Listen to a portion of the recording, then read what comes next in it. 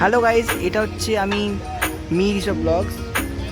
এরকম এটা হচ্ছে দীঘার অ্যাকুরিয়াম, বাট দীঘার অ্যাকুরিয়ামেরই আমরা এসেছি দেখতে। এবার রাইট সাইডে আছে skeleton of bride well. Skeleton of bride well এই দেখতে পাচ্ছেন, এটাকে মানে এর কঙ্কাল রাখা আছে। পুরো ভিডিওটাকে থেমে করতে পারবেন। আমি ওটাকে কাছে নিয়ে চেষ্টা করছি,